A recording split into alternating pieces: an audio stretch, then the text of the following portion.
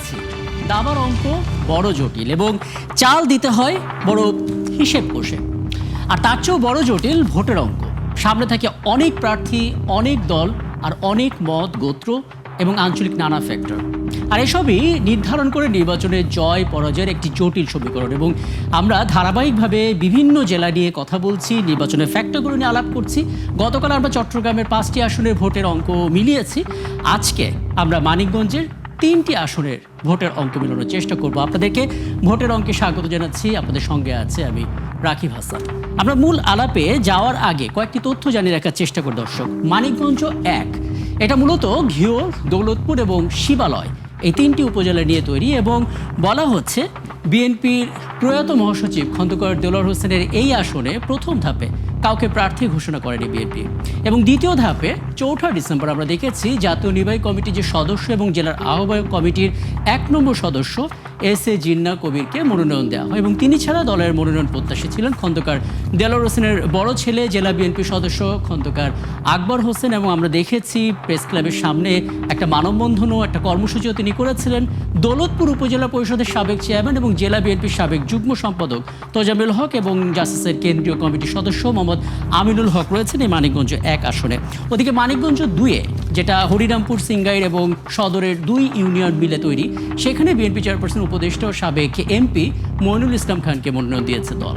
তার বাবা শামসুল ইসলাম খান এখানে 4 বার এমপি ছিলেন এবং 1991 থেকে 1996 সাল পর্যন্ত বিএনপি সরকারের শিল্পমন্ত্রী ছিলেন। প্রায় 6 মাস আগে ইসলামী ছাত্র শিবিরের সাবেক কেন্দ্রীয় সভাপতি মোহাম্মদ জাহিদুর রহমানকে প্রার্থী করেছে জামাত এবং পরে জোটের প্রার্থী হিসেবে আমরা দেখেছি যে এখানে খেলাফত মজলিসের যে কেন্দ্রীয় সাংগঠনিক সম্পাদক শেখ মোহাম্মদ সালাউদ্দিন, তাকে সমর্থন দিয়ে তিনি ভোটের মাঠ থেকে সরে যান।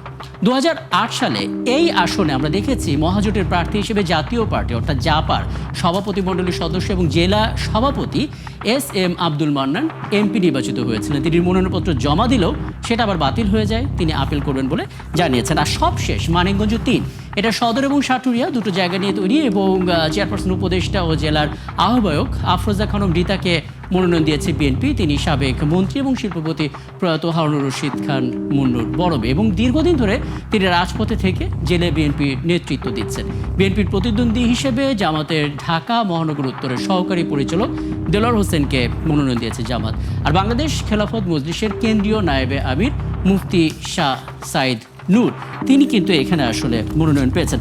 আমরা মোটামুটিভাবে আসলে জায়গাগুলো সম্বন্ধে জানলাম। এবার যদি আলাদা করে কিছু পরিসংখ্যান জানার চেষ্টা করি, শুরুতে যদি মানিকগঞ্জ 1 থেকে আলাপটা শুরু করি, আমরা দেখতে পাচ্ছি ইতোমধ্যেই বলেছি যে মানিকগঞ্জ 1 আসনটি মানে সবচেয়ে গুরুত্বপূর্ণ দিক হচ্ছে এখানে তরুণ ভোটার 34.79%। অর্থাৎ এই যে তরুণ ভোটার, এই তরুণ ভোটারের শতাংশে হিসেব করলে 35% যেহেতু বলা হচ্ছে, তার মানে শুধুমাত্র এই তরুণ ভোটাররাই মোটামুটিভাবে এই এলাকার ফলাফলের পুরোপুরি আমূল বদলে দিতে পারে। কারণ আমরা দেখতে পাচ্ছি হিসেব বলছে মোট ভোটার যদি 4,61,942 হয়, তাহলে প্রতি 4 জনে অন্তত 1 জন করে তরুণ ভোটার পাওয়া যাবে।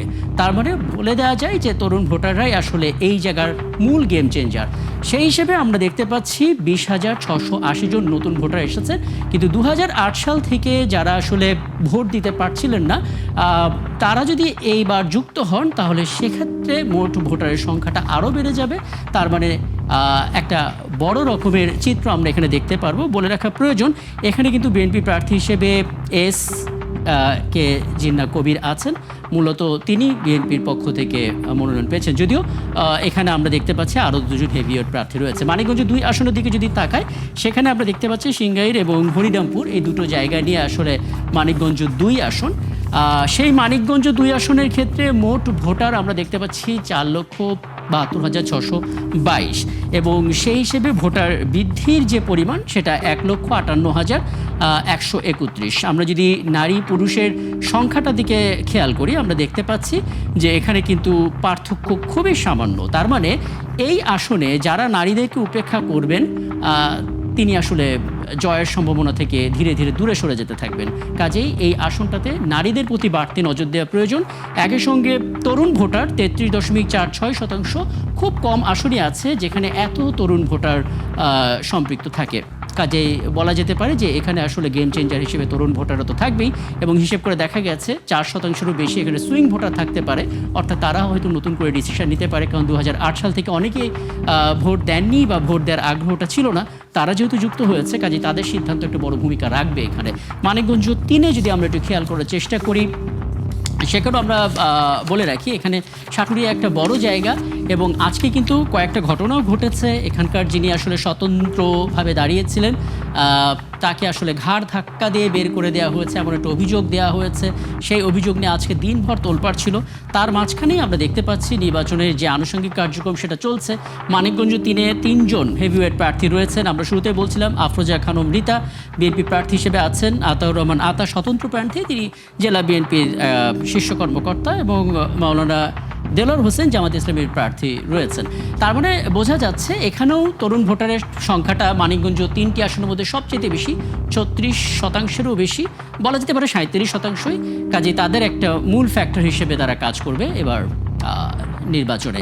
তার মানে মোটামুটিভাবে আমরা আসলে দেখে নিলাম মানিকগঞ্জে 3টা আসনের চিত্রটা আসলে কেমন ছিল, এবং এই যখন পরিস্থিতি তখন আসলে ভোটাররা কি প্রত্যাশা করেন এবং প্রার্থীদের ক্ষেত্রে কি ধরনের চাপ এবার সামলাতে হবে। কারণ নানা ধরনের সামাজিক সমস্যা এখানে রয়েছে, ভাঙন একটা বড় সমস্যা, এবং একই সঙ্গে নির্বাচনে যে প্রাচীন প্রতিশ্রুতি সেটা যে এবার কাজে আসবে না সেটাও বেশ ভালো বোঝা যাচ্ছে। কি চায় আসলে ভোটাররা এবং কি পরিকল্পনা করছেন প্রার্থীরা সেটা নিয়ে একটু কথা বলতে চাই। সহকর্মী মনিরুল ইসলাম মিহির যুক্ত হচ্ছেন আমাদের সঙ্গে। মিহির, একটা দীর্ঘ সময় ধরে আপনি প্রত্যেকটা নির্বাচনী এলাকাগুলোতে ঘুরেছেন, দিন শেষে একটা প্রতিবেদন পেয়েছি।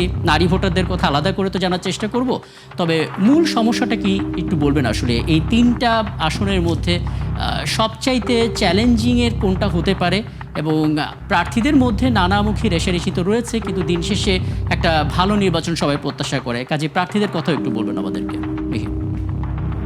রাকিব, মূলত এই মানিকগঞ্জে 4টি আসন ছিল। 2008-এর পর থেকে এই মানিকগঞ্জে 1টি আসন কমিয়ে এখন 3টি আসন, আর বরাবরই এটি বিএনপির ঘাঁটি ছিল। এবং 8 সালের পর থেকে আওয়ামী লীগ, এবং এরপরে তো অনেকে ভোট দিতে পারেনি। তবে এখানে হেভিওয়েট প্রার্থী আছে মানিকগঞ্জ 3 আসনে, আফরোজা খানম রীতা। তার বাবা, যেমনটি আপনি বলছিলেন যে তার বাবা প্রয়াত, এবং তিনি এখানকার এমপি ছিলেন 3 বারের, এবং মন্ত্রীও ছিলেন। তার হাত ধরে যে আফরোজা খান রীতা মানিকগঞ্জে বিএনপিটাকে সুসংগঠিত করে রেখেছেন, এবং আমরা দেখেছিলাম আন্দোলন সংগ্রামেও কিন্তু তিনি বিএনপির শক্ত হাল ধরে রেখেছিলেন। এইখানে হেভিওয়েট প্রার্থী তিনি।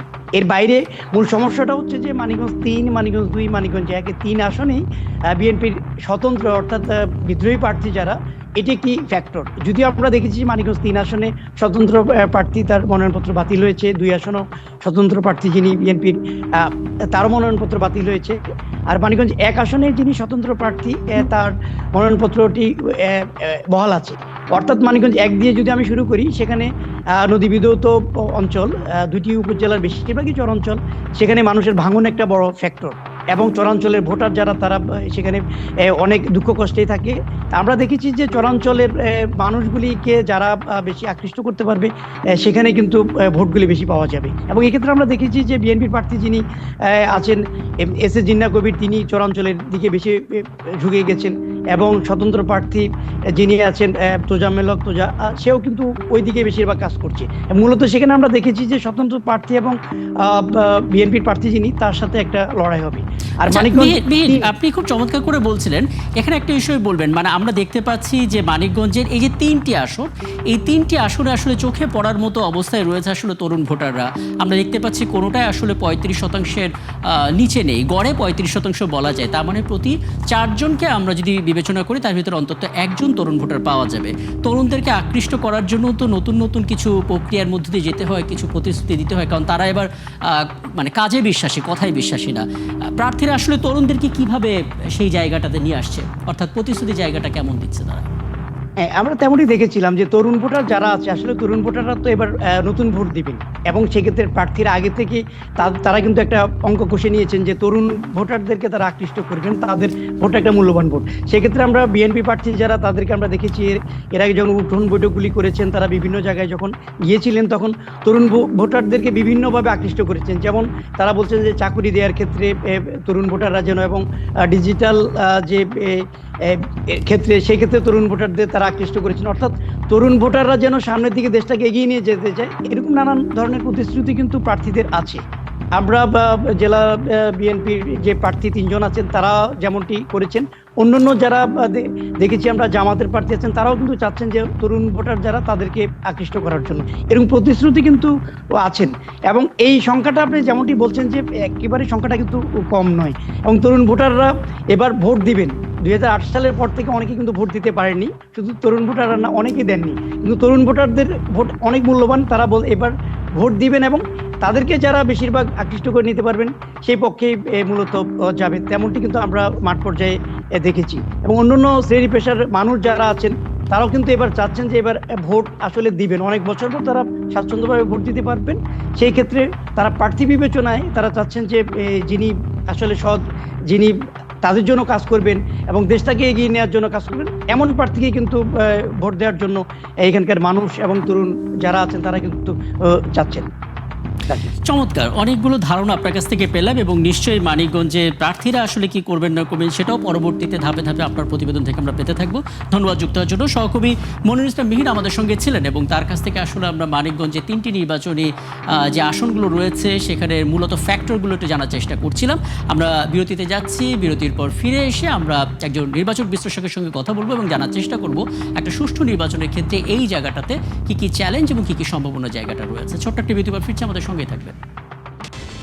সাথে থাকার জন্য ধন্যবাদ। ভোটের অঙ্কে রাকিব হাসান আপনাদেরকে আমন্ত্রণ জানাচ্ছি, এবং আমরা কথা বলছিলাম মানিকগঞ্জের 3টি গুরুত্বপূর্ণ আসন নিয়ে, এবং এই 3টি আসনেই যে সমস্ত ফ্যাক্টরগুলো কাজ করছে, যে সমস্ত চ্যালেঞ্জগুলো রয়েছে সেগুলো নিয়েই মোটামুটিভাবে একটা ধারণা আমরা পেয়ে গেছি। এ পর্যায়ে আমাদের সঙ্গে যুক্ত হচ্ছেন বাংলাদেশ নির্বাচন কমিশনের সাবেক অতিরিক্ত সচিব ও নির্বাচন বিশ্লেষক জেসমিন টুলি।